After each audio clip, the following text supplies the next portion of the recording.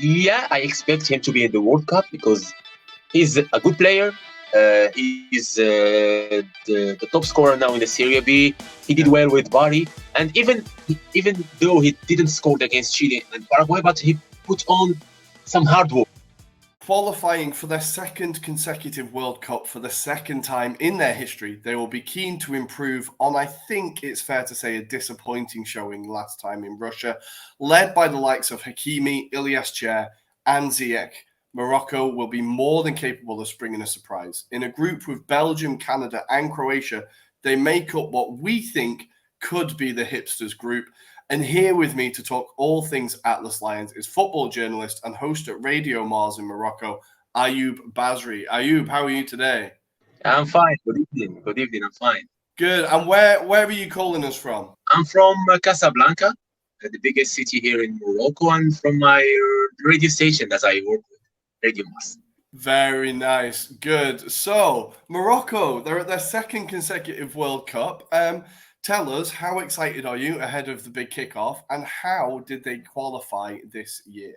We are happy to be in the World Cup for the sixth time, and so I hope that we're gonna make it through, like in 1906 when we made it through to the second round there. So the players of that generation, they are legends here in Morocco. So these players now that you talked about, so we hope that they're gonna be legends.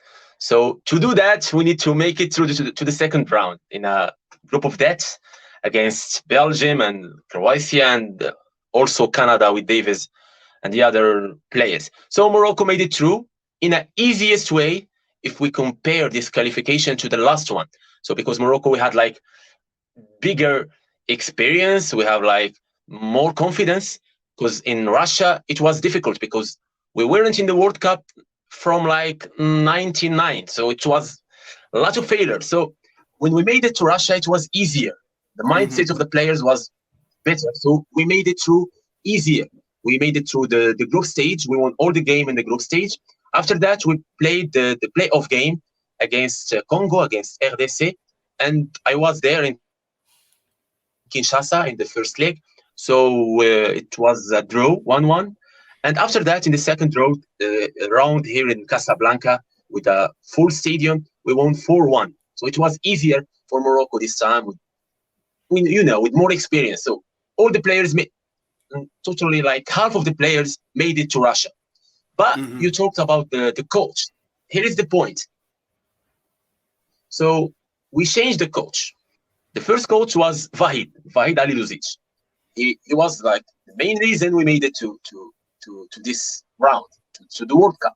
But the problem is he had a lot of problems with the players, with Hakim Ziyech, with Nusayr Mazraoui, the right back of Bayern, with a lot of players, with the media here. So it was really difficult. So even despite that, the Federation of Football here said, let's give him a chance. So I think that the turning point of Vahid with Morocco is the friendly game against the United States of America, and we lost 3-0 in America. So it was like a disappointment for the Moroccan people. We know it's a friendly game, but the performance of our team, it was a disappointment before 4 months. And with a squad without Mazraoui, without Ziyech, without Harit, without Hamdallah, the main top scorer of the KSA, the Saudi League, for 2 times. He's popular here in Morocco. So the people of Morocco was like, okay, so we have a squad without 4 of the best players. We have a lot of problems, and we are losing in the friendly game. So it was a time for change. One name was nominated without a doubt, was Walid El-Regragui, to let you to have a clearer picture of Walid El-Regragui. Walid El-Regragui is a young coach here in Morocco. He was a captain of Moroccan team. He used to play in La Liga with Racing. In Morocco, there is this combination. What combination? There is some local players who are raised here in Morocco. He played with Raja Casablanca, with Casablanca, the other teams. And there is the players whom they are raised in Europe, like Hakimi and Ziyech. So it was like different cultures. Walid El-Regragui is a player who used to play in the Moroccan team. He is from Paris, So he made it through in some teams in France and in Spain. And in the same time, he lived like half of his life here in Morocco, and he coached a lot of Moroccan teams. So he has this combination between the local Wow. players and the European players. And he was champion of Africa. Wydad were the CAF Champions League winners. They were the winners, and Walid was the coach. So, and he was like so close to win the triplet. So he won the league and the CAF Champions League against Al Ahli. We know Ahli of Egypt are the giants. They won this CAF Champions League 10 times, and they lost the final against Wydad of Regragui, and they lost the final of the Moroccan Cup. So he was like the obvious coach for the Moroccan team. So the whole of Morocco were happy about this nomination. And his first decisions was there is no problems. We just let the past behind us, and there is no problems with no players. So he brings back Hakim Mazraoui, Ziyech, Harit, and we played two big games against Chile. We won 2-0, and against Paraguay, it's a draw, but we played good. So that's the change. That's the main reason. Walid Regragui in place of Wahid, and there is no problems no more. All the players have like a new page with the national team now. Nice. And are the two styles of football similar between Wahid and the new manager, or has he brought his own kind of stamp onto the team? No, it's totally different. He played a little bit differently. He played 3-5-2. So he plays without wingers. And Morocco now has like many stars in the wings, like Ziyech, like Harit, the main star of Marseille, like Boufal, the player with second most dribbles in the league after Messi. It's statics. And also Zelzouli, who plays with Barca and is now on loan with Osasuna, Sabiri of Sampdoria, a lot of players. And I didn't even mention the players here in Morocco with Wydad Raja and the other teams. Right. And even Rahimi with El Ain because we have a lot of wingers. And we know in Morocco we prefer the 4-3-3. We prefer that. All the coaches play with 4-3-3. Even Ronald in the last World Cup, in the whole of Moroccan history. So now Walid Regragui knows that. He used to play with the Moroccan team. And he's smarter in his interviews with the media. He's smarter than Wahid, because he knows the culture of Morocco. So now he played 4-3-3. He used to play that in Wydad in Fus. In Dahil, he was Walid Regragui. He was the champion of the League of Qatar against Sed, and the Sed it was like a competition between Walid and Xavi. Xavi, he was the coach of Assed, and Walid Regragui, he won the league against Xavi. So he has a lot of experience. Has a lot of experiences, and he's like right now he's the best coach in Morocco, and he's still young. He's like 45 or 46, so he's still young. So he knows the players, he knew the culture. He's smarter in his interviews. So yeah, he changed that he changed the way of plays, like 4-3-3 instead of 5-2, and also he's smarter with the media, and we know the importance of communication with the people of Morocco. So he's like a little bit smarter, yeah.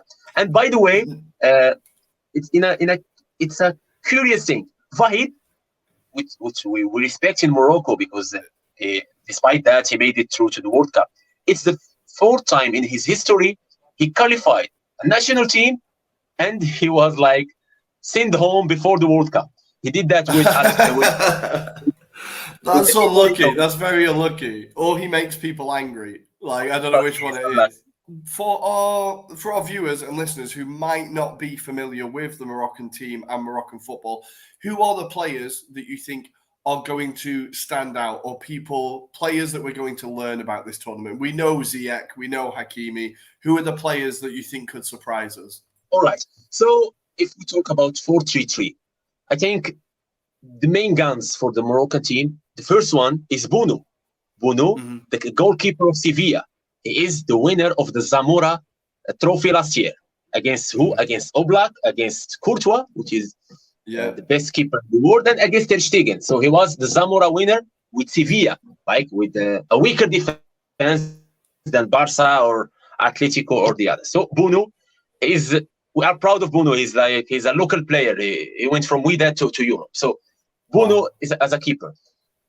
In the defense, we talk about Romain Saiss, the captain. You know him with the Wolverhampton Yeah, for many years. Now of he's with course. Besiktas, has a lot of experiences. His second World Cup, so it's safe there. Near him, we all waiting to see how fit Naif Agred is gonna be. Naif Agred is the new player of West Ham United in the Premier League. He has an injury for 2 months. Now he's back to training. So from now into the World Cup, if he play 1 or 2 games with West Ham, I think he's gonna start. It's not. So I think Ashraf Dari will play. And we are talking about the left and the right back. I don't recall a lot of countries they have in the right back a player with PSG, which is Achraf Hakimi, and in the left back, Hussein Mazraoui, who played like all the games, all the 3 games with Bayern München. So it's a strong point in the tactical view with Mazraoui and Hakimi. And Mazraoui played as a right back, but Walid Regragui to like play both of them, use them as a left back, and he did well against Chile and against Paraguay. Wow. In the midfield, we have the main player is Soufiane Amrabat, which is elected the player of the month of the last month with Fiorentina in the Serie A of Italy, and you know him well. So Soufiane Amrabat is going to be there. Near him, here is the question. So near him, there is a lot of options. So we could play with Slim Amleh, which is the star of Standard Liège of Belgium, is the main star of Standard, and I think he's going to be in the Premier League next season because he's so young and he can play box to box in a great way. Nice. Or we can play Unahi. Unahi, he scored 2 goals in the qualifications game against Congo, and he's with Onji, and he's a young, bright player with 21 years old, so he's going to be in another league in the future. We can play with 1 defensive midfielder and 2 box to box, or we can play with 1 playmaker, as Ziyech as a playmaker, or Sabiri of Sampdoria as a playmaker, or even Harit. Harit is the main star in the moment with Marseille. He could play as a playmaker in the winger, in the right flank or left flank. We could find Hakim Ziyech in the right flank. We could find Boufal in the left with the Ilas Chair, which is the star of Queen's Park Rangers in the championship as well. There's a lot of players, so we don't mind the attack. A very exciting player, Ilas Chair. Really, really exciting player. Every time I see him play, I'm always impressed. I'm excited to see I'm excited to see if he'll get a start. There's one player I want to ask you about because he's playing really well in Serie B and he's just been called up by Morocco. But Walid Khedira, he's a player we're all getting very excited about. Do you think he'll be called up to the squad? Do you expect to see him at the World Cup? Yeah, I expect him to be in the World Cup because he's a good player. He's the top scorer now in the Serie B. He did well with Bari, and even though he didn't score against Chile and Paraguay, but he put on some hard work. So I think Walid Regragui have a lot of confidence on Khedira. The question is he gonna start from the beginning? Because we have Youssef Ansari who plays with Sevilla in La Liga.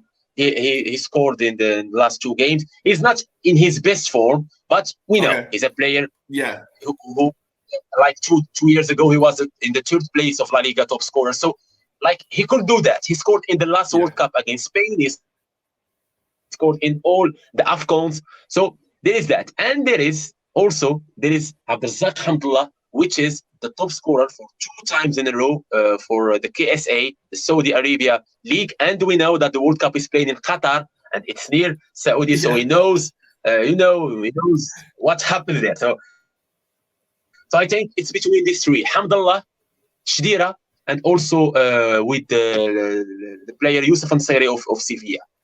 Very nice. Good. It sounds like you've got a lot of depth in that squad. So what do you think would be a successful tournament for Morocco? As you said, it's a tough group. Canada are a very good team. Belgium and Croatia, both very strong sides. What do you think would be a successful tournament for Morocco? I think a success for Moroccan is, let's talk about it. So for the Moroccan people, we are getting tired of, we have a draw with Spain. It's the 3rd place, not the 4th place. No. So everyone here is looking forward to made it through to the 2nd round. Everyone. So I think the key match is the first match against Croatia. We know Croatia is a big team. It's a great team. But we know it's always for bigger teams to play the first game. There is a lot of examples like that. So we hope that, the first game is going to be good. And another thing, which is very important, the World Cup is playing in an Arabic country. So, and we talk about an Arabic country, and there is a lot of Moroccan diaspora, Moroccan people who immigrate to Qatar. So there is a lot of Moroccan there, and they already have the tickets. So they're going to be in the stadium. We know it's Arabic countries. They are our brothers, the Qatar people. And even the Qataris are going to support the Moroccan team. So this thing, with the key game against Croatia, I think we're going to do well. Because if we talk about the last World Cup, we dominated against Portugal for the whole game. You can go watch the highlights. We were not lucky. They scored one goal from a set piece by a header from the legend Cristiano Ronaldo. And we made like a draw, 2-2 with Spain in the third game. And Spain, they scored the equalizer in the last second of the game. So Morocco used to play against this team. And I think our players, they were not afraid of Hazard, Lukaku, De Bruyne, because they are playing against them or with them in a daily basis. So I don't think they are afraid. So they play against them. So that's a big thing. We play in European countries. So I think they are a bigger country. They have like bigger teams than us.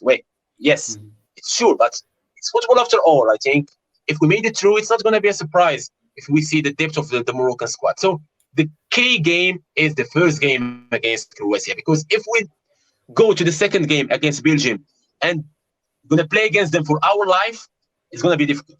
It's going to be really difficult. But if we have a draw, 3 points against Croatia, I think it's going to be well, because we're going to fight 50-50 against Canada in the third game. Nice. Ayoub, I can feel how excited you are about this tournament. I'm loving it. So what I'm going to do is I'm just going to ask you for some very quick predictions on what you think will happen during this World Cup. So first, your prediction, who do you think will lift the trophy in late November? Which team can you see winning the tournament? I think it's going to be a Latino team. So it's between Brazil or Argentina. So I think it's the moment between Argentina and Brazil. So I think Argentina and a little bit Brazil. So yeah. Nice, good. Okay, where do you think Morocco will get to? If you're not with your heart, with your head, where do you think Morocco will get to? I hope and I think if we are lucky, I hope and I think we're gonna made it to the second round. Perfect. I love it. I have a lot of confidence in our team. Yeah. Nice. Which player do you think will be the top scorer of the tournament? I guess Karim Benzema, because he didn't play the last World Cup. He's hungry for scoring in the World Cup because he wasn't with Deschamps in the last World Cup. And we know why. So I think Karim Benzema is going to be the top scorer. They won't gonna win it, but he's going to be the top scorer, I guess. Nice. Which team do you think are the dark horse, the team that are going to surprise people? You can say Morocco if you want, but which team do you think are going to be the dark horse? No. I think there is 3 teams. The first one is Senegal. Are the champions of Africa. They have an easier group. They have many star players. Yesterday we saw Mane is the second place in the Ballon d'Or with Mendy, with Koulibaly. So Senegal. And in Europe, I think Switzerland, because they won against France in the Euro, they won against Spain.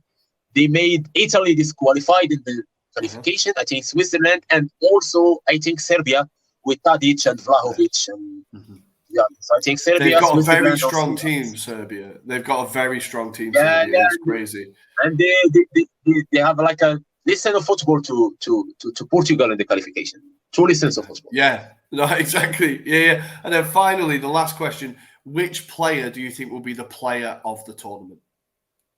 I think football needs to be fair. So I think Messi needs to win this World Cup or be the best player in the World Cup. So I think football needs to be fair, and Messi is going to win the World Cup and the best player in the tournament. I guess so, because it's his last dance. Yeah, he has to do it. This is his chance, right? This is his chance. Thank you, Ayoub. I've really enjoyed that talk. Thank you very much. For our viewers, if they want to follow you, if they want to see if they want to see your work, where can they find you on social media? I'm in Instagram more. I have an account on Twitter, but I don't post a lot of Twitter. But in Instagram, I'm very active. I have many followers. So especially Ayoub in Instagram, I'm always there. Beautiful. Thank you, Ayoub. Thank you for coming on. And I just want to say best of luck to Morocco at the World Cup in Qatar. Thank you.